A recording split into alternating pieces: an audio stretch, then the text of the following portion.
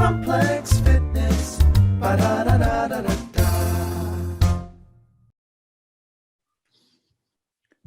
Perfect, and we're live. So, first of all, I want to say a big thanks to Mike McGurn, who's hopped on the chat today. I really wanted to chat to him probably for two reasons that I can think of. So the first would be, obviously, I'd love to pick your brain, even if it's only for 10 minutes, especially due to the vast experience you have. And then secondly, I saw that article shared around on the Times, I'd say 101 times in the last 2 weeks, which is funny because it's not the first time we've heard about overtraining in the GAA, and it definitely won't be the last. But even though we've heard it loads of times throughout the years, it seems, because you said it, people are taking it a bit more serious. And I think that's down to a few factors, from your vast experience at home and abroad, the fact you are from Ireland and you understand the game, you understand the amateur athlete, the full-time hours. A lot of people who are abroad who might say that training is heavy might not understand that there's 40 hours of work for most people who are playing. And I just, before you get started, I suppose I want you to talk about your experiences and how you came through the ranks. I know when you were younger, did you get a scholarship to Philadelphia? That's correct, yeah. Yeah, in athletics. So if you could just start there and give us a quick run through, because it's such a vast experience. I'd like people to understand where I'm coming from when I say it. Well, I suppose having the athletic scholarship was a good thing in many ways, because going over to the States as a 17, 18-year-old at the time, we didn't know that much about training over here in this country, and we're limited with our coaching and our facilities, blah, blah. So it was a good opportunity. I suppose, Kevin, the big thing for me is when I went over there, because there was such a high volume of training, and that was the American method, is more is better, more is better. I ended up in the 4 years I was on the scholarship having 3 operations because of overtraining. And basically what happened was, to put it in perspective, when I was running in Enniskillen before I went to the States on the scholarship, I might cover 35, possibly 40 miles a week at the most, okay?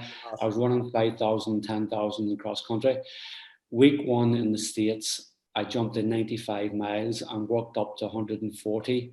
So I ended up that all I was doing was breaking down, getting operations, breaking down, getting operations. Now, I had a great time, don't get me wrong, but the American system taught me what not to do when it comes to training. And when you know what you shouldn't be doing, then you can figure out what you should be doing. So it was great from that perspective. Then it allowed me then, with my sports science degree and my knowledge of not how to train, brought that back over. And then I built up a bank of experience working in rugby league and football in England. I worked without boring you, Workington, Hull, Leeds and St Helens in rugby league.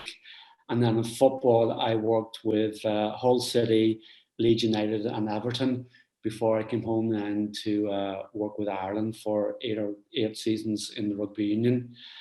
Then I got involved with international rules. I worked with Sean Boylan in 2008, and then with Anthony Tohill and Owen Liston in 2010, 2011.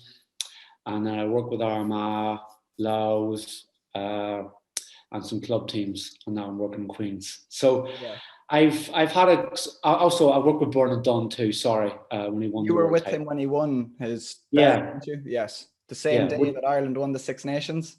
Yeah, that was, well, it's like Carlsberg don't do days like that, but that would be the day, you know, what a great day, you know. So no, it was good, and it's good to experience all the different sports, because you can pick things from various sports and apply them to other sports, and also you learn that what works for one particular sport will never work for other sport. Like I'm working with a gymnast at the minute who does stuff that I would never prescribe to any other athlete, because it's totally different, you know. So it's good to have that, you know. Yeah. So.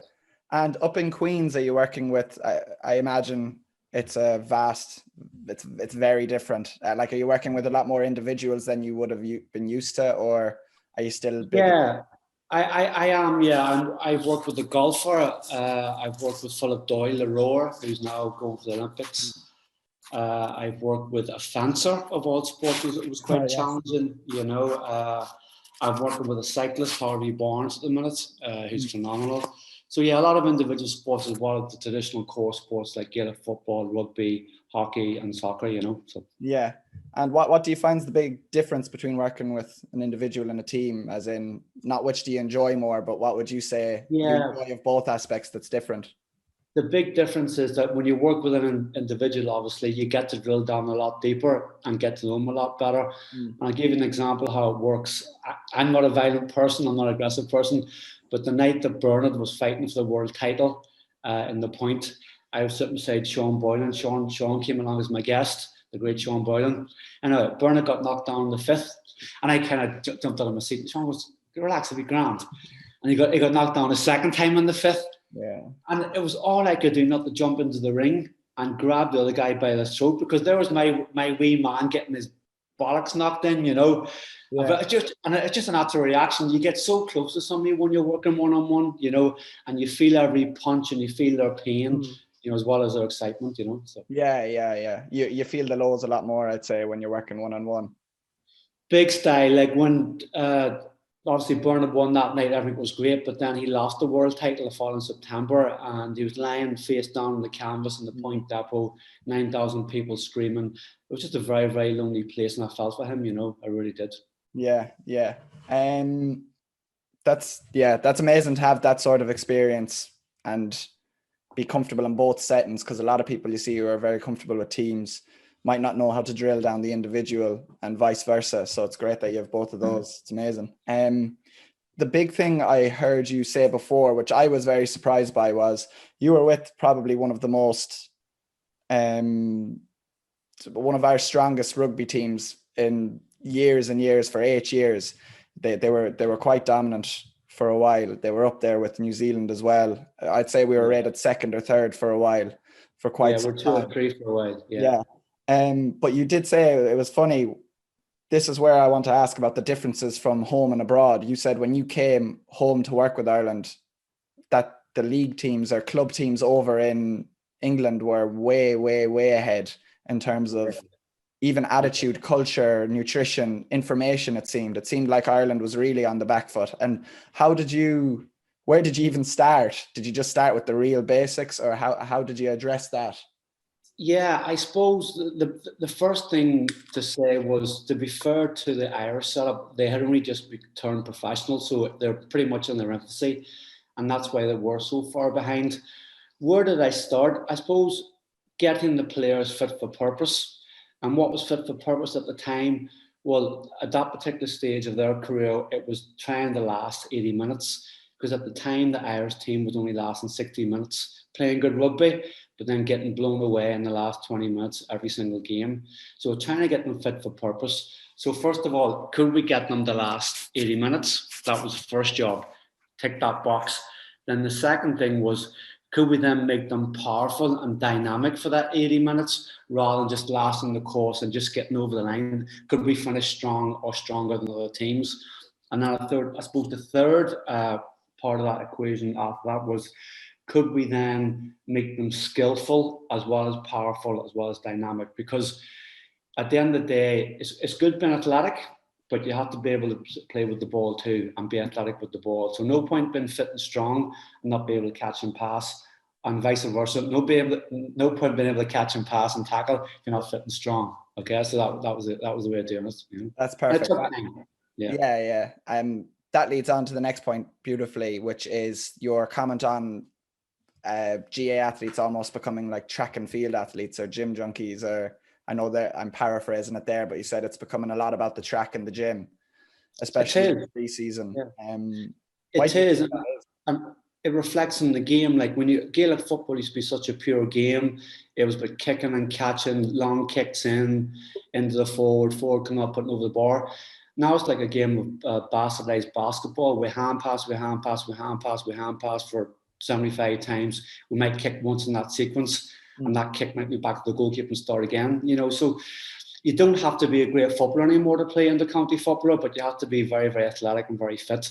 And can you give a hand pass and support? Can you run from box to box, from the 14 to the 14? You know, that's some of the basic requirements that we tend to look for, rather can we catch and kick. Yeah. So let's say for younger lads who would have read it or would be taking on those views, and they are needed like to be a bit fitter than where they're currently at. What would you say? I know you're big into your conditioning with the ball, but if you're training on your own in a pre-season, how would you recommend that they I suppose, not put all their eggs in one basket, but how do they divide their time and get a proper return on investment in their training without overdoing it, which is a big that's the problem. secret. What's the biggest bang for your buck? You know, as you say, get an investment in their time. So I think whatever you do, okay, whatever if it was in the gym or on the pitch, just say to yourself at the end of that 40 minutes or 45 minutes, whatever it was, have I improved as an athlete, as a footballer? Okay, because you might have spent 45 minutes in the gym doing stuff, doing this lift and that lift, but is it conducive to what you do on the pitch? Does it make you a better hurler, a better camogue, a better footballer? Because if it doesn't, then you just wasted 45 minutes of your life, and you wasted 1 unit of training that could have made you a better player and got you closer to your goal. And the same for the pitch. If you're going to go out and train, whether it's on your own or with a team, at the end of the session, just reflect back and go, okay, what have I just done there? Has it improved me as a Gaelic footballer? Because if it hasn't, then I need to review it and reassess. Yeah. And where do you think, especially in Ireland, that the culture came in of more is better? Because even when I was younger and coming up through development panels with Roscommon and the likes, that would have been the case, and the managers would have been preaching that quite a lot, and we would have been told, you know, if we were out running an extra night or anything, it would be always, oh, the opposition isn't doing this, you're doing more. And they talk about the mentality of it and the positive reinforcement, but in reality, a lot of the time, especially in my late minor days and under 21 days, which is now under 20, I would have felt extremely fatigued without even knowing it. It's only after, when I look back, I realized how fatigued I was. Yeah, I mean, hindsight's a wonderful thing. Where did it come from? It's come from a tradition of that's how we did it back in the day. And nobody's willing to break that circle, that vicious circle, because at the end of the day, as a coach, you have to prescribe your training to that particular team. You can't say, well, I did this 3 years ago with such and such and it worked, because everybody's different. They're different beasts. They have different needs. So you have to apply your training and apply it to your team or your group of individuals that you have. And what worked for X doesn't work for Y, and what works for Y doesn't work for Z. Yeah. So don't go back and do what you did as a player or what you did as a coach on another team. Apply your training to your particular team. Yeah. And I suppose a big part of that, where the fall down is for clubs anyway, is a lot of them are volunteers and they're local men who don't have the knowledge or don't have the wherewithal, you know? Yeah, that's the problem. And I'm not being critical, because anybody who's involved with a club as a volunteer is doing their best. Everybody tries to do their best. I think the problem is that if they don't have the knowledge, it's quite dangerous to prescribe anything in the gym or anything on the pitch if you don't know why you're prescribing it and you can't stand over it as a coach. So I always say you're better doing no strength and conditioning than doing it wrong. Yeah. Because doing strength conditioning, doing it wrong will lead to a lot more problems.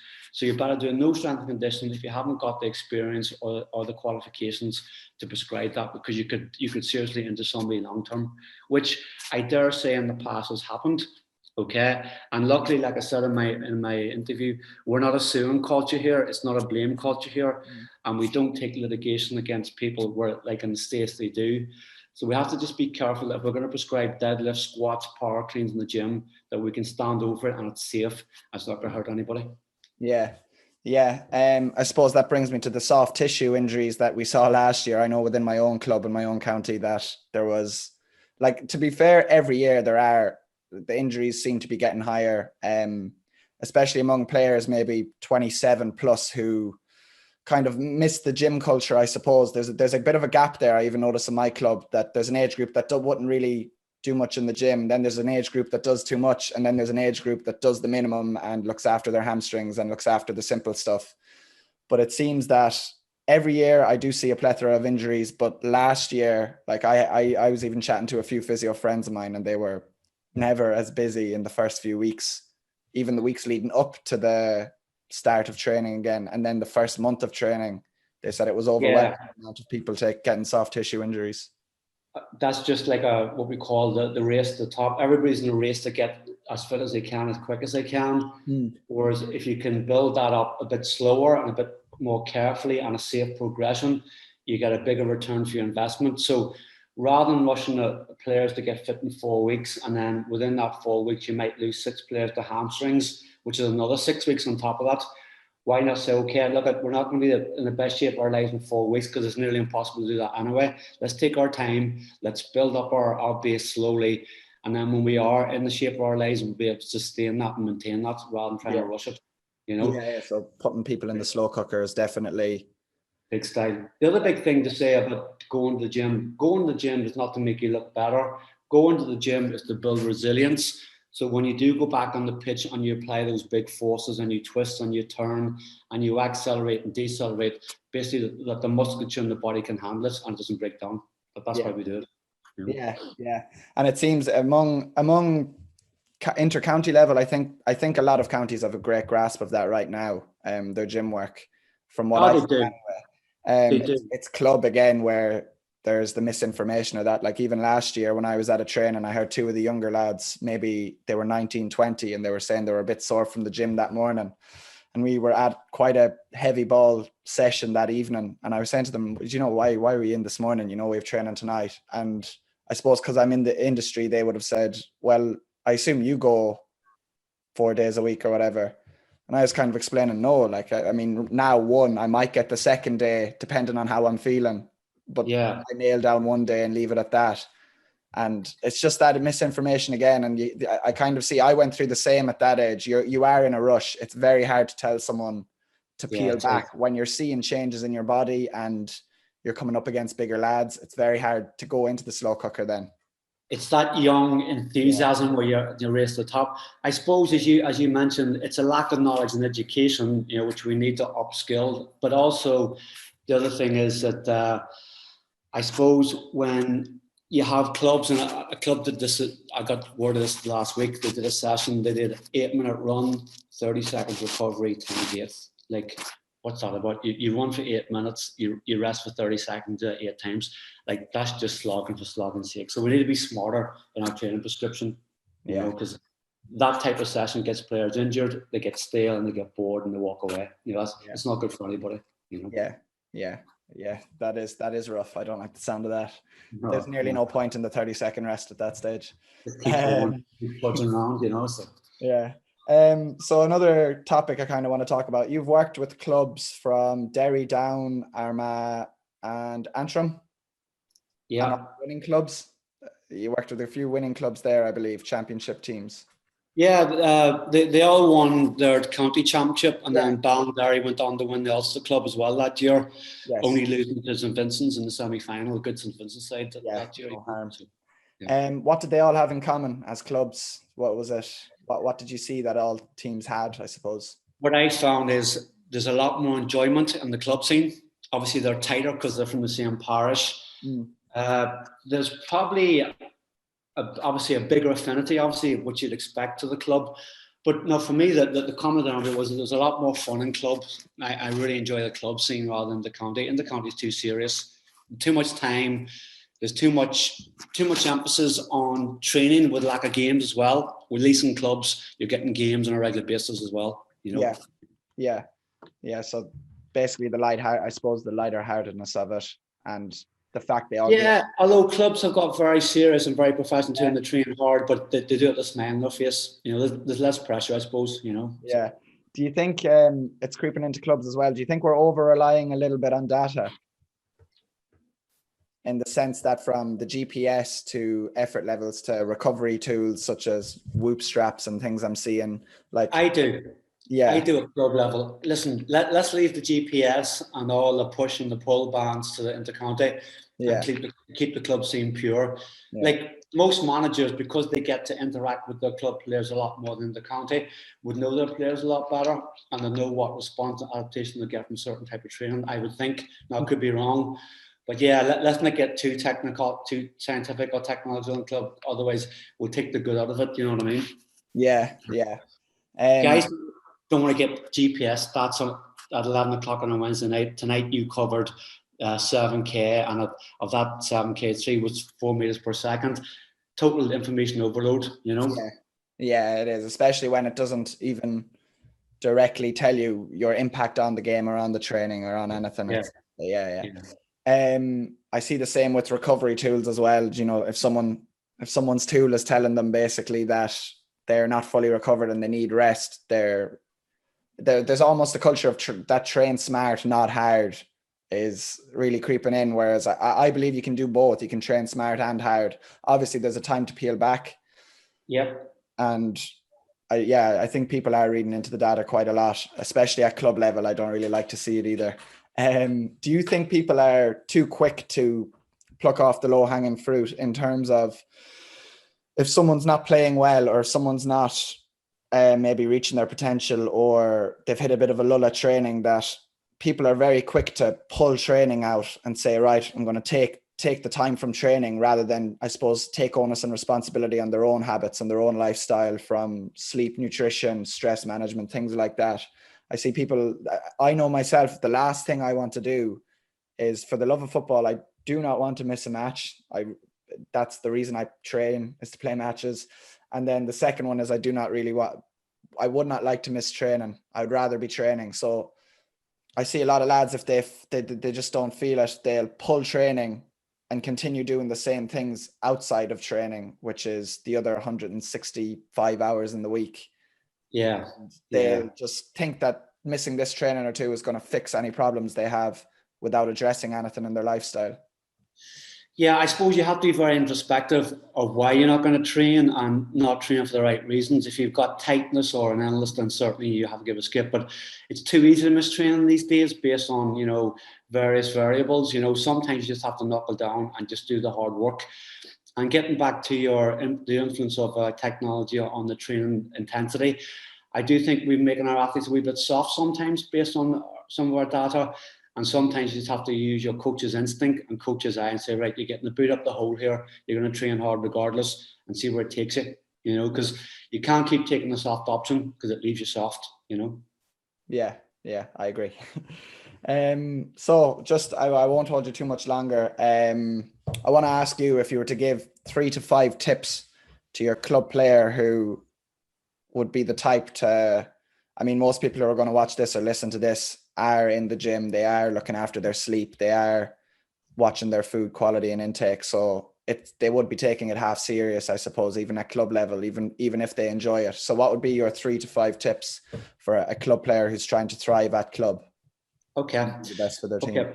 Well, number one, ensure that everything that you do in the gym and on the training pitch can transfer into competition on the match day. Okay. So if you're a hurler or a camogue or a footballer, if you're in the gym and you're a hurler, you're doing some type of rotational work that will help you when it comes to hitting the sliotar.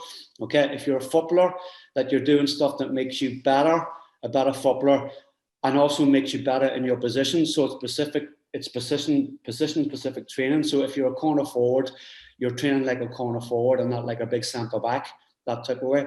Okay. Second tip is, okay, the moment you step off the pitch or you step out of the gym, your recovery period starts. How well you recover will ensure how good that the session you've just done will be, but also more importantly, your recovery will ensure how good your next session is going to be. Because if you skip on recovery, it's that 22-hour rule where you've just done 2 hours, possibly. It's what you do in the next 22 hours will determine how good that session has been, or how good the next session is going to be. Third tip, I think, enjoy what you do as a club footballer, but don't be scared to question what the training is and say, okay, why are we doing this if you're not comfortable doing it? So if the coach says, right, guys, today we're doing 8-minute runs, 30 seconds recovery, and we're doing 10 reps, and you're not thinking, well, this isn't suitable for a corner forward, don't be scared to challenge that, because people have to be accountable in this day and age. So if a coach is going to throw you out something to do on the pitch or something in the gym, and you're not happy with it, ask them why. Why am I doing a deadlift deficit 140k when I'm not used to it? Okay. Question why you're doing stuff. And I suppose the last tip is enjoy it, because you only really have a relatively short career. Okay, so do it, enjoy it, and embrace it, because when you're retired, you're long time retired. Yeah, it is a long retirement. Yep. Yeah, it's funny. I was actually only chatting to someone on the last podcast, and we were explaining that a lot of people have chosen their careers to fit such a short playing window, and they've their lifestyle fits their playing, whereas it nearly should be the other way around. You know, it's at the end of the day, it's a amateur game. You started it for the enjoyment that should fit into your lifestyle.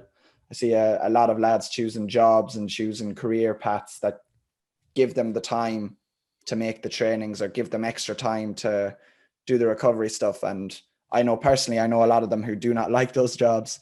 And as soon as their career ends, be it through a terrible injury, hopefully not, or be it through retirement or being dropped, that you're in that career then, and then you have to, I suppose, look within and make choices. Yeah, I think it's quite difficult to do what that is difficult. Yeah, that is, especially at that stage of their life and career. You know, it is difficult. You know, so yeah, I don't know. I just said I'd touch on that, but anyway, thanks a million for coming on. Really appreciate it. Love talking. I think people are going to really enjoy this as well. And hopefully, best of luck with the year. Thanks. Take it easy. So Complex Fitness. Ba-da-da-da-da-da.